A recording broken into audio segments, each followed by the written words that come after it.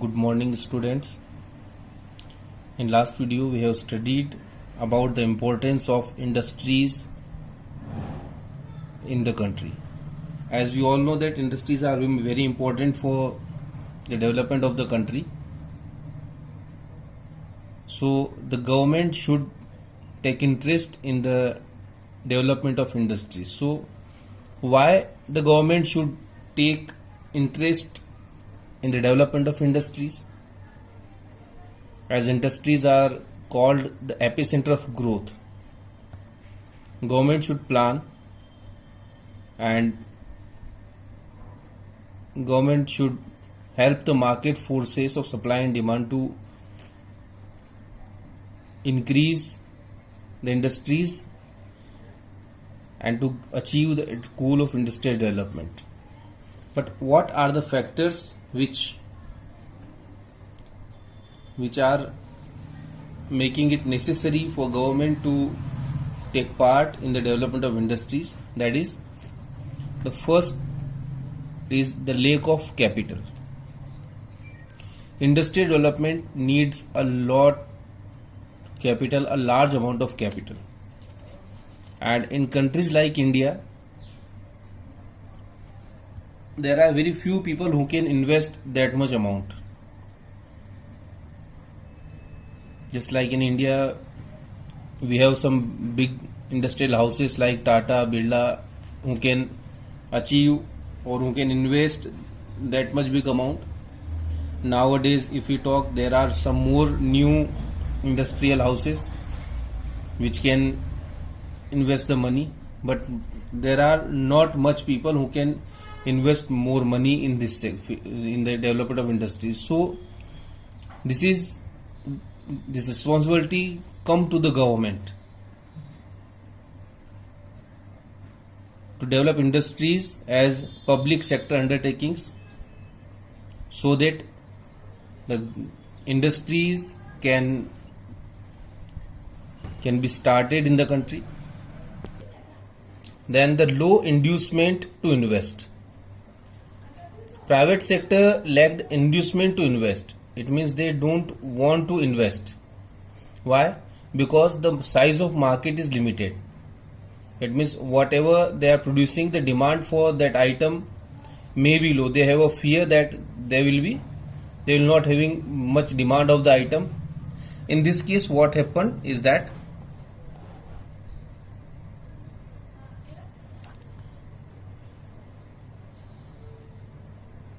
the economy started operating in a vicious circle of low income. How? That the people, because they have a low demand, so due to low demand they face this condition of low income. Low income brings more low demand, then that make the limited size of market, and due to the limited size of market, the inducement to invest becomes low.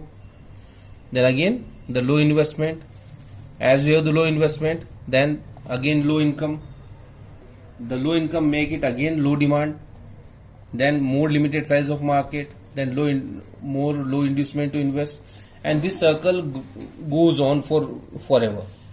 And to break this circle, it is the responsibility come to the government.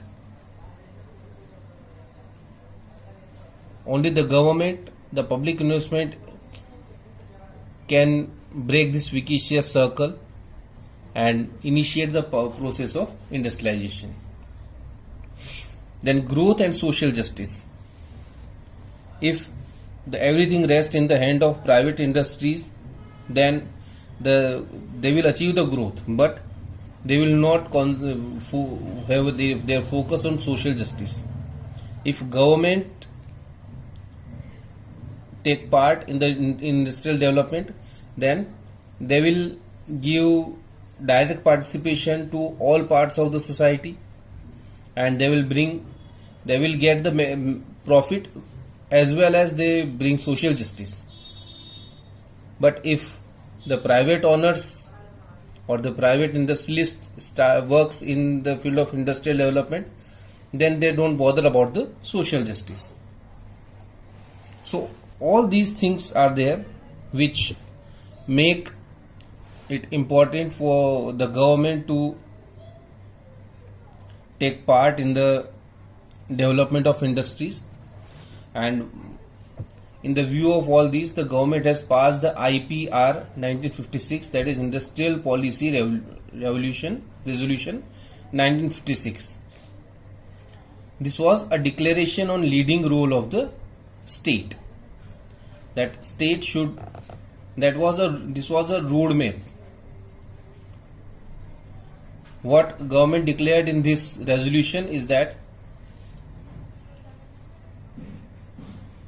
leading role of the government in the process of industrialization. It means in the process of industrialization, government would have the main role, the key role, and the private sector, they will be having the secondary role.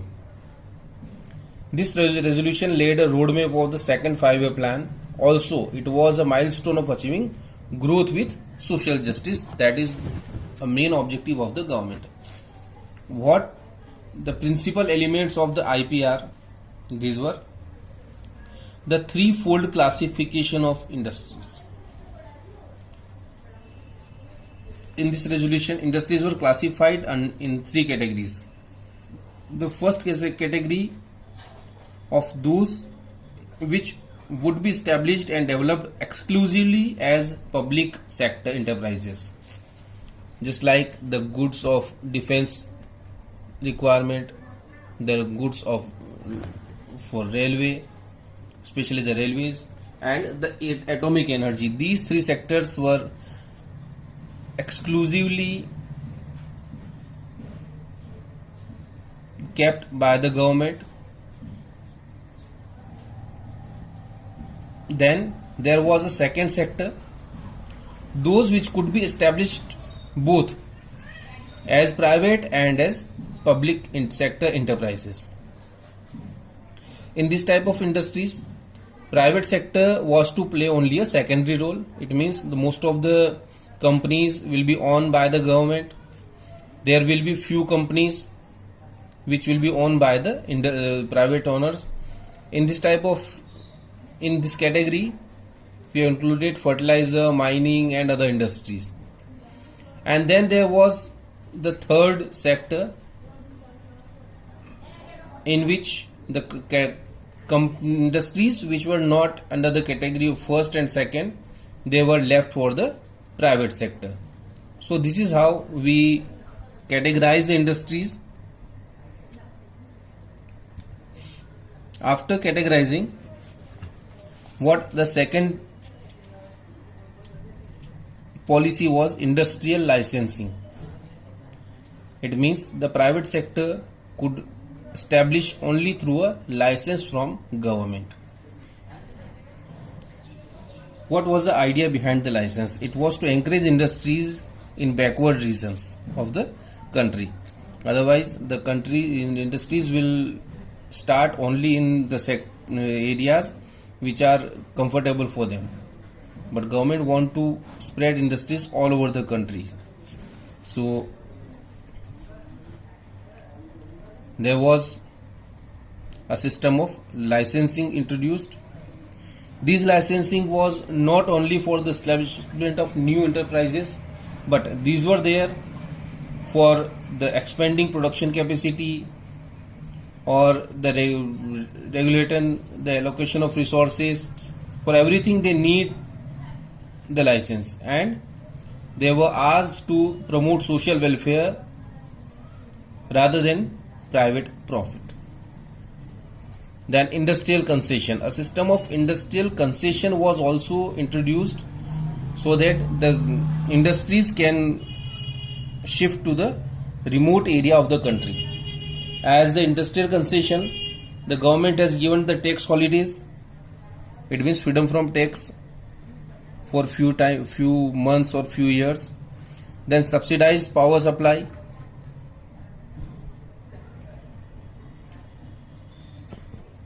This was about the IPR 1956, Industrial Policy Resolution 1956. This is all for today. Next time when we meet, we will study about the small scale industries in India. Thank you.